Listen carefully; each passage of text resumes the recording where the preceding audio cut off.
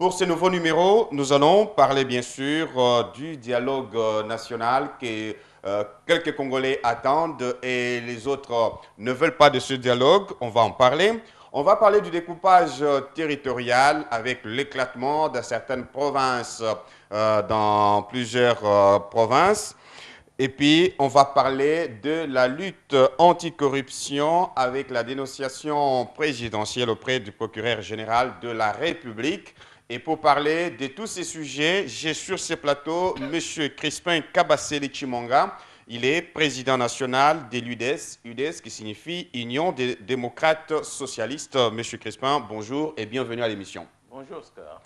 En face de lui, professeur Mathieu Kalele Kabila, président national du Front pour un nouveau type de Congolais, FNTC, une formation politique de l'opposition.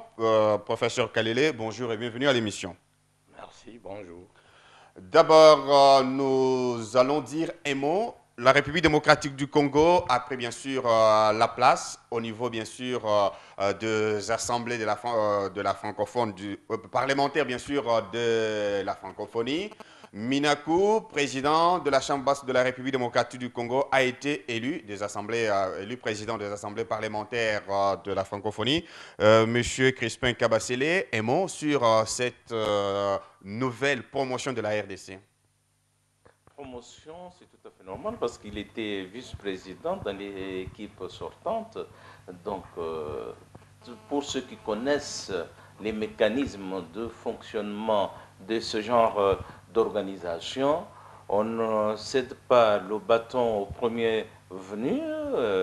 Sa promotion est tout à fait normale et c'est l'honneur aussi de la République démocratique du Congo.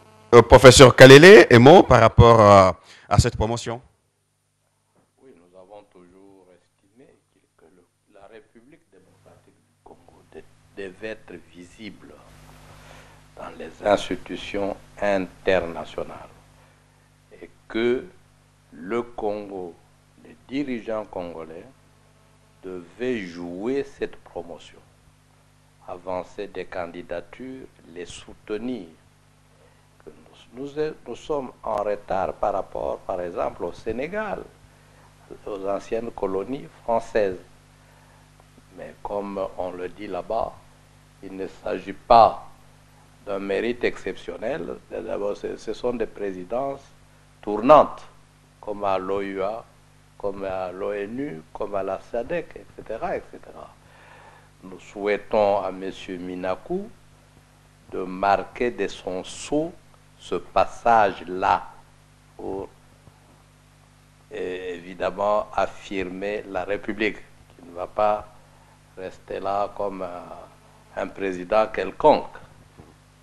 D'accord. Merci, professeur Kalele. Merci à monsieur Crispin Chimonga.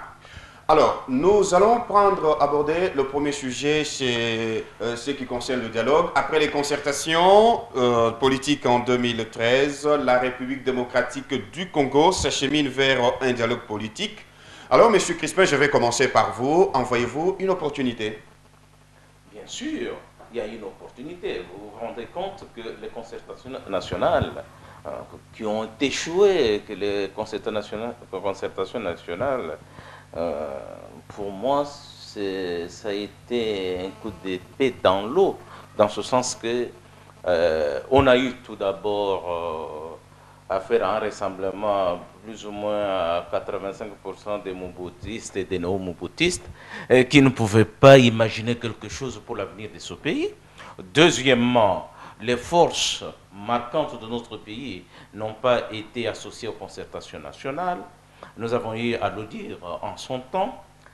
Alors, face à l'échec des concertations nationales, il fallait effectivement revenir à l'esprit de l'accord cadre d'Addis Abeba du 24 février 2013, revenir aussi à l'esprit des résolutions pertinentes de l'ONU 2098, 2147 et la troisième résolution pour que le dialogue ait lieu. Quand vous prenez un paragraphe, par exemple, de la résolution 2147, il est dit de faire la promotion du dialogue national sans exclusive, ça veut dire qu'il y a eu des ratés et qu'il y a aussi des problèmes et que les Congolais doivent se retrouver.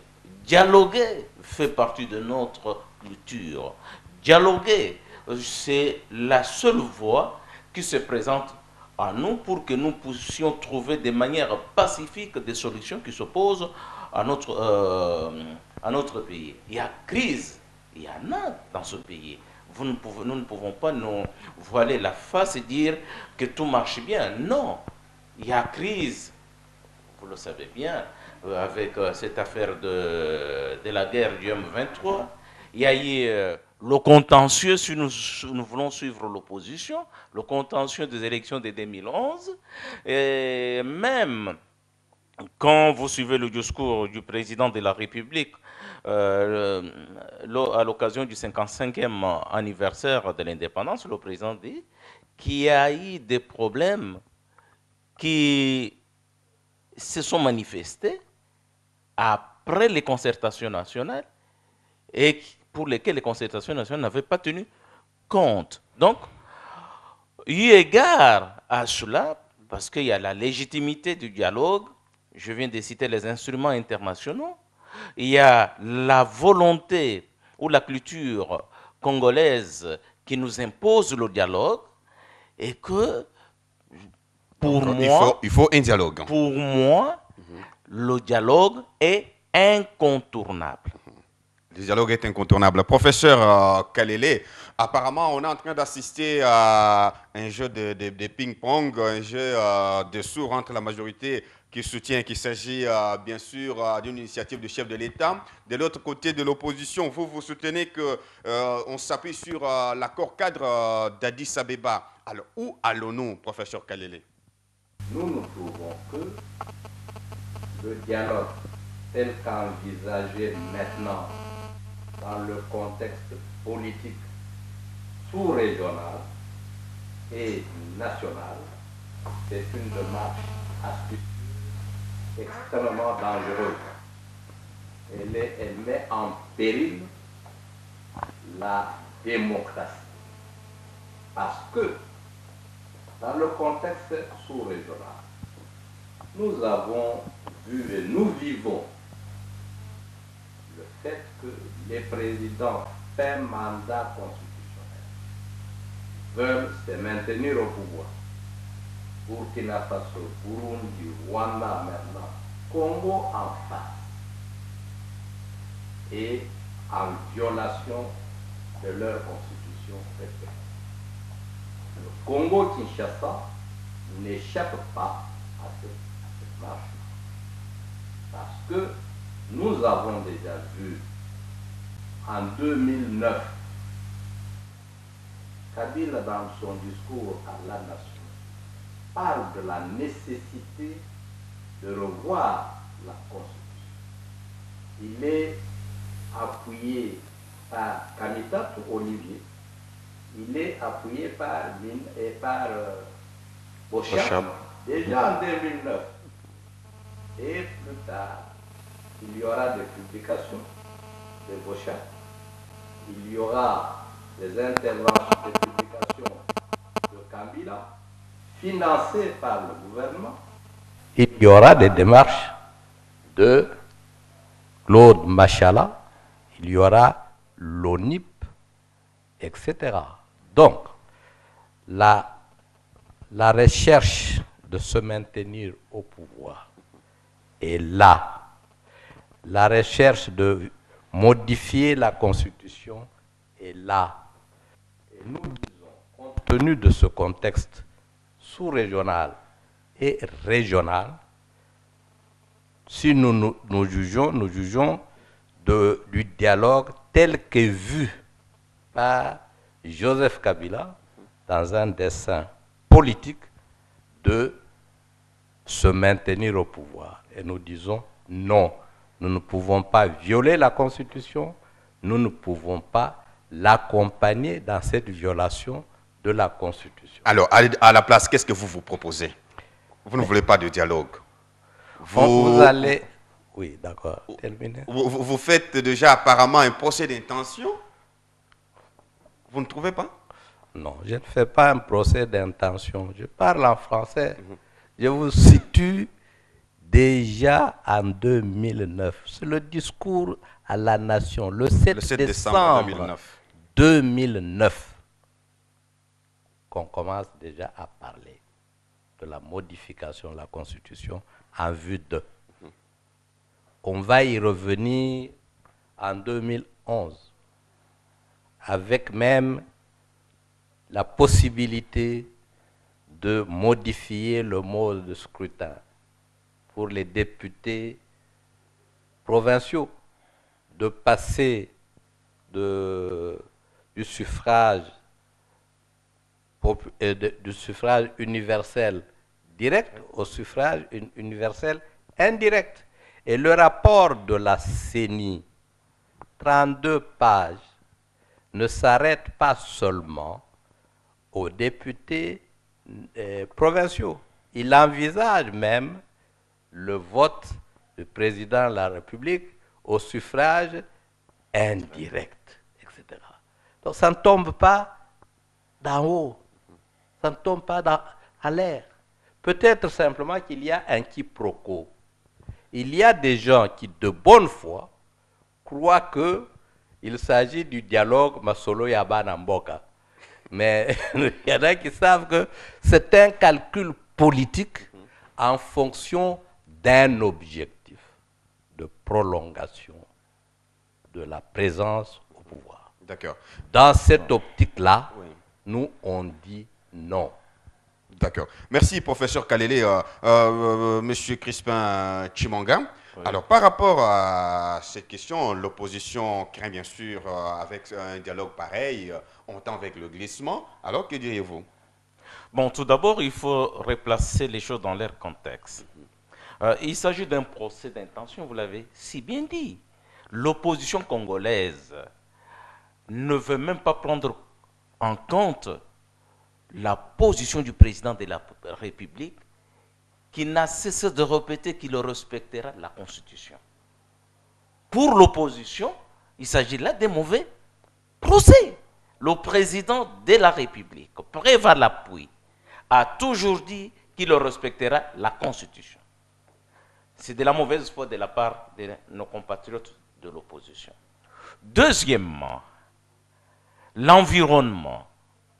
L'environnement burundais n'est pas comparable à l'environnement congolais. Nous avons la chance d'avoir un instrument juridique international. Cet instrument, c'est l'accord cadre d'Addis Abeba.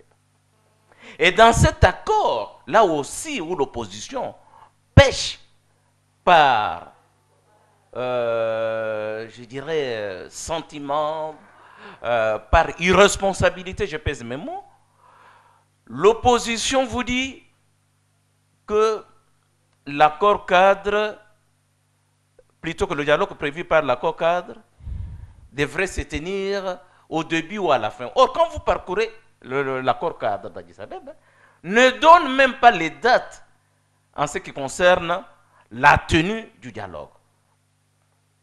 Tient à ce que insiste, donc l'accord cadre insiste sur la tenue du dialogue. Et l'accord cadre va plus loin. L'accord cadre parle des réformes institutionnelles de l'État. C'est bien dit dans l'accord cadre. Et cet accord a la suprématie sur la Constitution congolaise. 2, 3. Il y a des résolutions pertinentes de l'ONU qui poussent les Congolais à dialoguer. Mais certains Congolais, et surtout certains partis politiques de l'opposition, toute honte bue, ont oublié qu'à un certain moment, ils ont exigé la tenue du dialogue. Mais comme ils veulent jouer, je dirais un peu la samba, hein, brésilienne, un pas en avant, ou la valse, un pas en avant, un pas en arrière, ils se contredisent. Et ça, ce n'est pas sérieux. On a entendu même une opposition parler des tripartites. La même opposition qui est contre la violation de la Constitution qu'elle veut imputer au président de la République. La même opposition verse dans la violation de la Constitution en nous présentant un truc, un cadre anticonstitutionnel ou inconstitutionnel. Il s'agit de la tripartite majorité-opposition, CENI pour régler. Mais vous vous rendez compte, nous sommes où là, hein? Et quels sont les partenaires qui sont en face de nous? Que veulent-ils? Leur jet n'est pas clair. Enfin, en ce qui concerne le dialogue, nous sommes Congolais. Notre dialogue à nous, comme je viens de le répéter, tire sa légitimité des instruments juridiques internationaux. Ce qui n'est pas le cas pour Brazzaville, Congo-Brazzaville. Ce qui n'est pas le cas pour le Burundi. Ce qui n'est pas. Et d'ailleurs, ils le savent ce qu'ils font, nos frères de l'opposition. Dans un communiqué, le Parti socialiste français a été clair. Il a dit la révision de la Constitution, parce que c'est ce qui les blesse, la révision de la Constitution ne peut se faire que par consensus. Pas plus tard que la semaine dernière, quand le président français François Hollande a reçu le président Denis Sassou Nguesso, il a insisté sur le consensus. Et dans sa lettre adressée au président Blaise Compaoré, il avait insisté sur le consensus. Or, pour nous, nous ne sommes pas surtout partie prenante par ce jeu-là. Nous, c'est une obligation qui découle des textes qui existent. Et le président de la République, parce que j'ai entendu l'opposition dire le dialogue de Kabila, le dialogue de ceci et de cela. Là aussi, j'ai l'impression que dans l'opposition, les gens lisent la constitution congolaise selon leurs intérêts, selon leurs objectifs inavoués. Je le dis pourquoi? Parce que dans la constitution congolaise, je crois que c'est dans l'article 69, il est dit que le président de la République est le garant du respect des traités et des accords internationaux signés par notre pays. L'accord cadre d'Addis Abeba du 24 février 2013 porte la signature de 11 chefs d'État, dont le président Kabila. Donc, le président Kabila est obligé, de par la constitution congolaise, l'article 69, de par l'accord cadre d'Addis Abeba, de faire respecter cet accord. Je terminerai aussi, s'il vous plaît, je terminerai aussi, parce que dans cette affaire, on a l'impression que l'opposition ne sait pas ce qu'elle veut au juste. Fort heureusement qu'au sein de l'opposition, il y a maintenant des voix qui s'élèvent. Quand vous avez l'honorable Nemanda Nsemi, qui dit des choses telles qu'elles doivent être dites, quand vous avez l'honorable Steve Mbikai, quand vous avez le leader Maximo de l'UDPS, même si au niveau de l'UDPS, il y a un petit problème en ce qui concerne soit la facilitation, ainsi de suite, mais voici les Congolais qui respectent la Constitution. Parce que dans le préambule de la Constitution, vers la fin, il est dit, le peuple congolais réaffirme son droit inaliénable, imprescriptible, à s'organiser librement.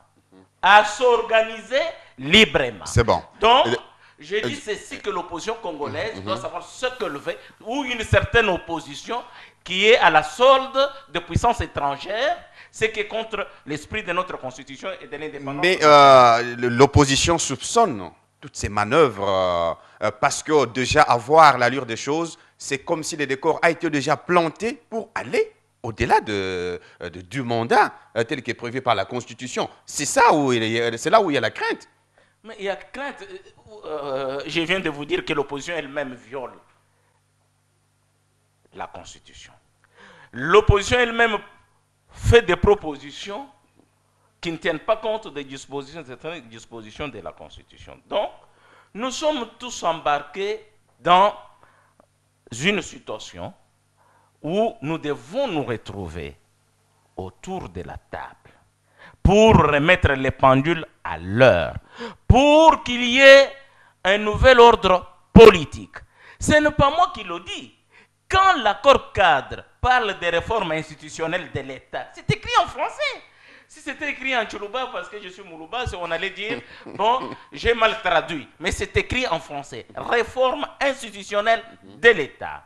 Il y a des choses qui ont marché, des choses qui n'ont pas marché. Les gens veulent le pouvoir. Ah, il faut maintenant que le président Kabila parte. Mais le président Kabila partira un jour. Il n'est pas éternel. Mais ici, d'ailleurs, ce qui est un peu malheureux, c'est de voir l'opposition dire il est fait mandat. Mais entre nous, il lui reste encore 1 an et demi. Hein? L'eau peut couler sous le pont. Hein? Donc, il n'est pas fin mandat, le président Kabila. Il gère le pays et il est bon que l'opposition s'en tienne à cela. Et nous comprenons, excusez-moi, nous comprenons, la plupart des partis politiques sont dirigés par des présidents qui ne respectent même pas les statuts de leur propre parti politique. Il y en a qui sont devenus des présidents à vie, hein, qui, si aujourd'hui ils étaient présentés devant la Cour suprême de justice, ils ne pourront même pas faire valider leurs actes administratifs. D'accord. Merci à M. Crispin Kabasele Tshimanga. Je rappelle que vous êtes président national de l'UDS, Union des démocrates socialistes. Professeur Kalele, on dit que l'opposition, telle que, bon, comme M. Crispin vient de le dire, l'opposition demande une chose et son contraire. Tantôt c'est le dialogue, tantôt non pas le dialogue, privilégiant le cadre, les tripartites, opposition, majorité, CENI. Alors, où allons-nous, professeur Kalele? Bon, je crois 2 observations importantes.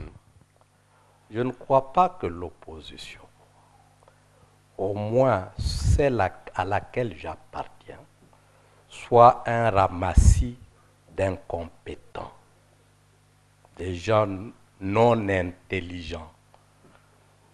2, j'ai toujours appris que l'injure était l'argument des faibles. Il s'agit ici de raisonner, il ne s'agit pas d'injurier. Ce que nous faisons est bien pensé.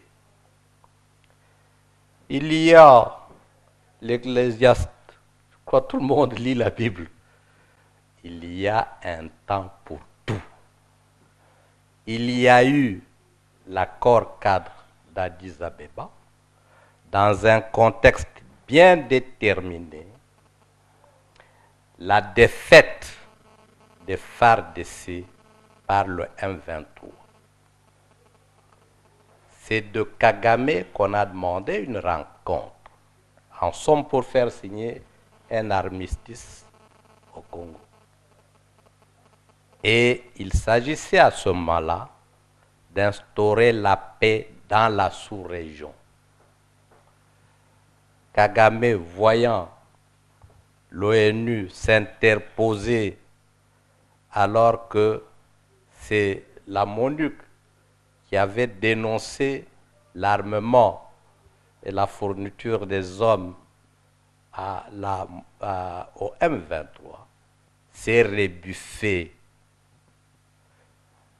Le dialogue proposé par l'accord d'Addis Abeba n'a pas eu lieu. La République démocratique du Congo s'est rebuffée à la suite de Kagame et de Museveni. C'est l'histoire politique du moment. À ce moment-là, nous étions dans quel pays, dans quelle coutume? Ce n'était pas encore l'Afrique. À ce moment-là, il n'y avait pas encore d'arbres dans ce pays pour qu'on parle d'arbres à palabre. Non, ne confondons pas le genre et le moment. Monsieur Kabasele vient de dire très clairement qu'il y a eu concertation. Après avoir refusé le dialogue, Joseph Kabila a convoqué les concertations. Et les concertations avaient pour but qu'on offrait l'opposition à Kabila, le front commun de l'opposition tel que brandis par M. Kengo. Et les résultats de concertation, on les connaît. On ne va pas revenir là-dessus.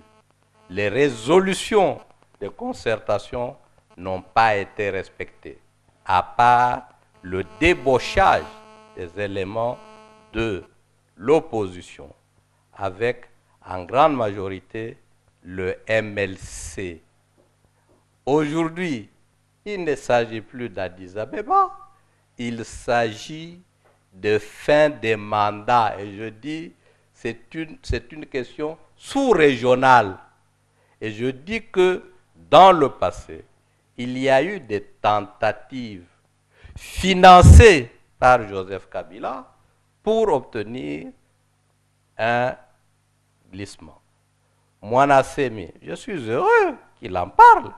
Qu'est-ce que Moana Semi dit? Glissons ensemble. Mais il est clair. Glissons ensemble. Il ne l'a pas dit. Moi, je ne vous ai pas coupé, monsieur. Pardon. Je ne vous ai pas coupé. Vous aurez tout le temps d'argumenter. Allez-y, professeur. Et d'injurier. Non. Je n'ai pas insulté quelqu'un. Moana Semi dit glissons ensemble pendant au moins 3 ans pour que mes gens apprennent pour que mes gens soient rodés dans les affaires administratives et de l'État et pour que j'ai de l'argent. Mais vous croyez quand Kabasele dit, voilà le Congolais responsable, voilà le Congolais citoyen. Je crois que les téléspectateurs ne sont pas ivres, ils ne sont pas sourds, ils entendent. Ça confirme ce que j'ai dit, que le dialogue dont il parle, c'est pour la perpétuation de Kabila au pouvoir. Je voudrais terminer en rappelant aux téléspectateurs concernant le respect de la Constitution par Joseph Kabila. Il a circulé dans ce pays un document attribué au chef de la maison civile du chef de l'État, un document documenté, si je peux me répéter, des violations de la Constitution par Joseph Kabila dans ce pays. Et on a fait même une mise en garde à la majorité que ça pouvait lui coûter très cher, du vivant déjà de Katumba Mwanke, etc. Mais qui respecte la Constitution ici? Qui la respecte? Donc, le problème pour nous, ce n'est pas que le pape dise « réunissez-vous », que Clinton dise « réunissez-vous », que la Sainte Trinité vienne dire « consensus ». Nous disons, aussi longtemps qu'il s'agira de la violation de la Constitution, d'un 3e mandat pour M. Kabila, le félicitateur peut même être la Sainte Trinité. Dieu le Père, Dieu le Fils, Dieu le Saint-Esprit, nous dirons non. Alors, vous allez dire non. S'il vous plaît, je voudrais préciser quelque chose. Voici l'attitude. En 30 secondes, on passe. Voici l'attitude antidémocratique. Parce que moi, je ne suis pas d'accord. Il faut que tout le monde se range derrière moi. Non, la démocratie, ce n'est pas ça. Parce qu'au sein de l'opposition, les gens parlent de la démocratie qui ne pratiquent même pas. Vous avez là la preuve que ça peut être X, Y, nous ne marcherons pas. Or, le Congo appartient à ces 70 millions. Si vous n'êtes pas là, parce que par le passé, nous avons vécu cela, la transition. La transition, l'UDPS s'était opposée. Mais les gens ont continué, ont géré. Ça lui a permis même de devenir ministre des Mines. Donc, Voilà au moins comment les choses fonctionnent en démocratie. Il y en a qui s'opposent, c'est leur droit. Il y en a qui s'alignent, c'est leur droit. Et ainsi va la vie politique dans tous les pays du monde. Et ça va. Alors, professeur Kalel, on va terminer ce sujet par cette petite question. Vous ne voulez pas de dialogue parce que, selon certaines informations, il faut préparer 2016 calmement, qu'on ait des élections apaisées. Vous ne voulez pas de dialogue alors que vous l'aviez souhaité depuis très longtemps. À la place, qu'est-ce que vous proposez? Non, je crois que nous, on n'a pas dit, ça c'est pour répliquer à Kabassel dans sa dernière intervention, on n'a pas dit, on ne vous a pas empêché d'aller là-bas. Si vous voulez votre dialogue pour octroyer un troisième mandat, allez-y. On vous a laissé aller aux concertations. Qui vous a enchaîné? Moi, je dis, dans cette optique-là, nous, on n'ira pas. Voilà. Le problème que vous posez, nous estimons que il faut que les institutions, il faut que la Constitution soit respectée. Nous sommes aujourd'hui à l'avant-veille de la dernière année de mandat. Il est prévu que le changement de mandat se fait par des élections, que nous préparions sérieusement les élections, que nous prenions l'engagement et toutes les précautions nécessaires pour que ces élections ne soient pas comme celles de 2006, où on nous a fait venir le fort, on nous a fait venir les drones.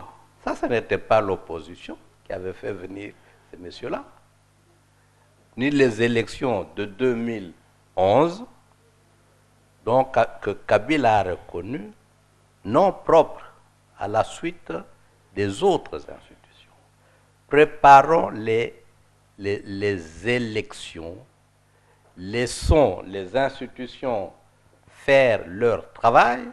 La CENI a dit, je vous présente un calendrier, mais j'ai des difficultés. Il y a 26 difficultés. Il y en a qui relèvent de la compétence du président de la République. Il y en a qui relèvent de la compétence de l'Assemblée. Il y en a qui sont d'ordre financier. On règle ces questions-là comme ça.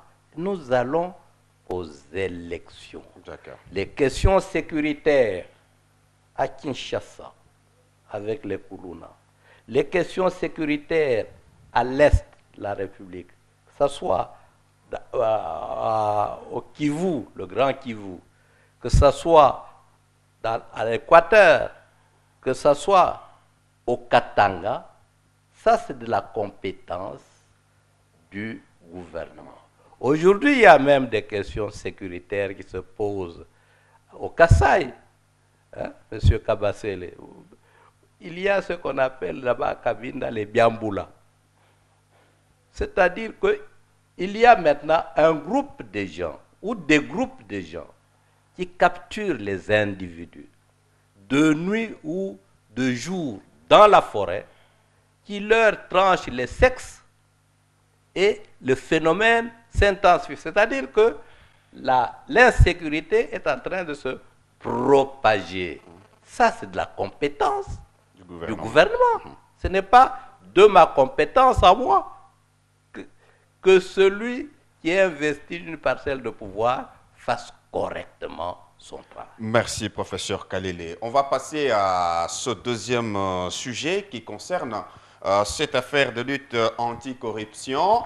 Il y a quelques semaines, le conseiller du chef de l'État en matière, bien sûr, de lutte contre la corruption, professeur Luzolo Bambi, avait déposé un document qui dénonçait, bien sûr, certains parlaient d'une plainte, les autres parlaient, bien sûr, d'une dénonciation, mais le procureur général de la République a donc donné la lumière. Il s'agissait tout simplement d'une dénonciation, mais déjà à travers le pays, à travers le monde, on parlait, on citait même nommément les personnalités dans différents secteurs comme étant sur cette liste. On a vu le Premier ministre, après l'intervention du procureur, le Premier ministre prendre aussi la parole, parler de ces sujets. Monsieur Crispin Kabasele Chimanga, par rapport à ces dossiers, quelle est votre analyse? Tout d'abord, la position de mon parti, c'est qu'il faut mettre fin au mythe des intouchables dans ce pays. Il faut engager une lutte sans réserve contre la corruption, le détournement des deniers publics, la spoliation des biens de l'État et tant d'autres. Il faut que ça commence quelque part. Nous avons été ridicules, nous, Congolais, chaque fois sur des listes de Transparency International, sur ceci, tout ça, nous sommes considérés comme des mauvais élèves. Donc, il faut que la lutte contre la corruption soit engagée. Et le fait que le conseiller spécial en charge de la bonne gouvernance, de la lutte contre la corruption, ait dénoncé, je crois que tout d'abord c'est un juriste, il sait ce qu'il a fait. Et le procureur général de la République sait aussi ce qu'il a dit. Parce que le même procureur, peut-être qu'il a voulu que l'enquête se déroule en toute quiétude, en toute sérénité. C'est pour ça qu'il n'a pas voulu qu'il y ait du bruit autour de ça, qu'il y ait du lynchage autour de ça. Hein? Mais dans sa conférence de presse, le procureur a ajouté par dire le peuple doit dénoncer. Pour l'officier du ministère public, je crois que la dénonciation est l'une des sources qui lui permettent d'engager, d'ouvrir plutôt l'information judiciaire comme eux-mêmes le disent. Hein? Alors donc moi je crois qu'il n'y a pas de contradiction. Peut-être qu'il souhaite que les choses se passent calmement. Alors, la corruption, c'est vraiment un vice qu'il faut combattre.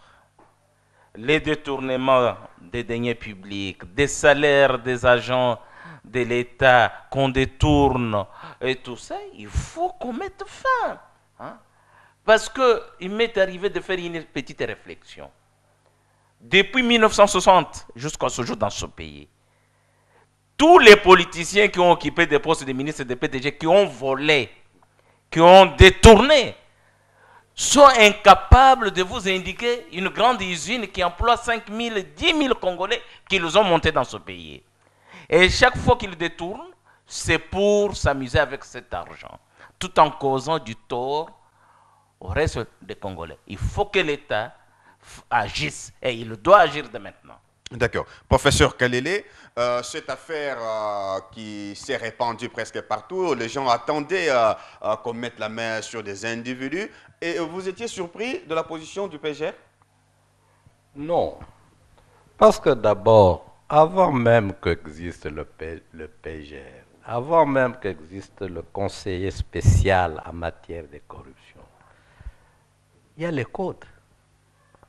Nos codes érigent la corruption en infraction. Et le code spécifie dans l'infraction corruption, il y a deux acteurs qui doivent être poursuivis. Le corrupteur et le corrompu. Les deux sont des délinquants. Ça existe partout. On a simplement failli faire l'application. Bon, nous saluons, nous appelons de tous nos voeux la lutte contre la corruption partout, y compris dans le secteur où je suis, l'enseignement. Il faut la combattre. Mais dans le cas d'espèce, les gens restent sceptiques. Sceptiques pourquoi? Parce que, ça a toujours existé, mais on n'a pas évoqué cette disposition, la mise en pratique. Même le PGR peut de lui-même rechercher les infractions. Deux, Ce n'est pas la première fois qu'on dit qu'on va en guerre contre la corruption. J'ai été dans une association érigée par le gouvernement pour la lutte contre la corruption. On n'en a pas vu les lendemains. Il y a eu les tolérances zéro.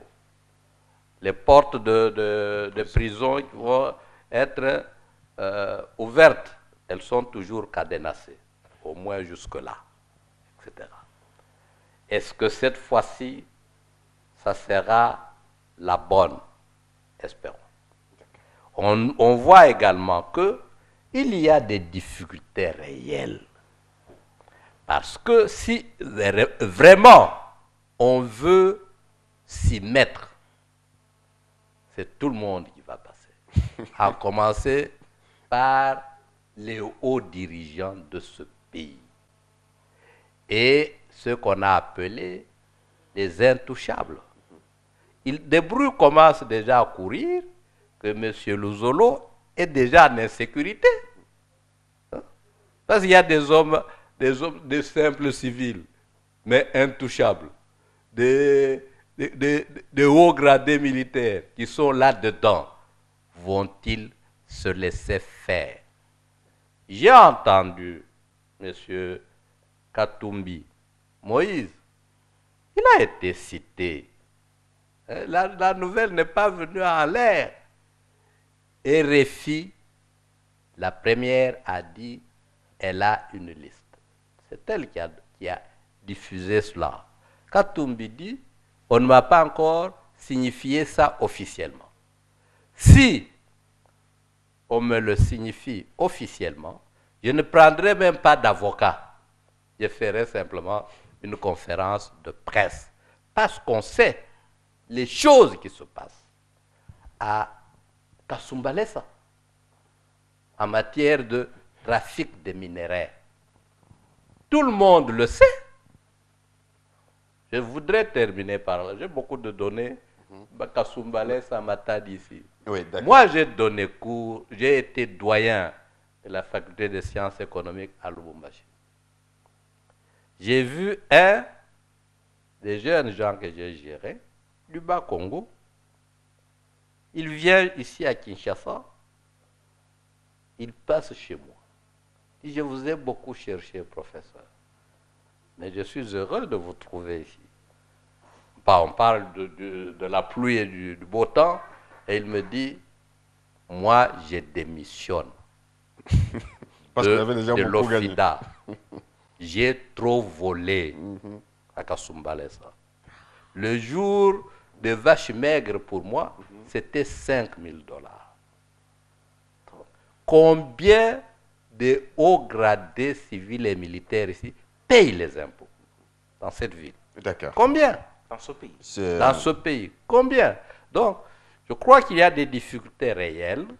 Si les responsables, à quelque niveau qu'ils soient, commencent par prêcher eux-mêmes par l'exemple, on peut faciliter la tâche. Mais si Bakandeja est mon chef, il me fait de moi un commissionnaire dans le vol, la machine va gripper quelque part. Merci, professeur Mais je Kalele. voudrais ajouter, Il nous reste quelques 4 minutes seulement. Vous voyez l'intérêt qu'il y a de tenir le dialogue. Sur une question, nous ne sommes pas mis d'accord, mais sur une autre matière, la lutte contre la corruption, nos violences se sont accordées. Donc, même au dialogue, nous aurons l'occasion de nous entendre. C'est pour ça que j'invite cette opposition qui ne veut pas concrétiser son engagement de venir au dialogue. L'opposition ne veut pas vous accompagner dans les glissements. Vous allez glisser ça. L'invitation. Vous êtes très gentil, très généreux. D'accord. Excusez-nous. Voilà, merci, merci professeur Kalele. Nous allons prochainement parler bien sûr de nouvelles provinces, le démembrement, parce que les nouvelles provinces seront installées progressivement selon le calendrier donné par le vice-premier ministre et ministre de l'Intérieur. On va en parler prochainement. Merci beaucoup, M. Crispin Kabasele Chimanga. Vous êtes président national de l'UDS, Union des démocrates socialistes, une formation politique de la majorité. présidentielle. Merci également, professeur Mathieu Kalele Kabila, président national du Front pour un nouveau type de Congolais, FNTC. Merci de vos analyses et vos arguments. À tous les auditeurs et tous les téléspectateurs, on se fixe rendez-vous semaine prochaine sur ce plateau pour un autre numéro de notre émission Débat de la semaine. Au revoir.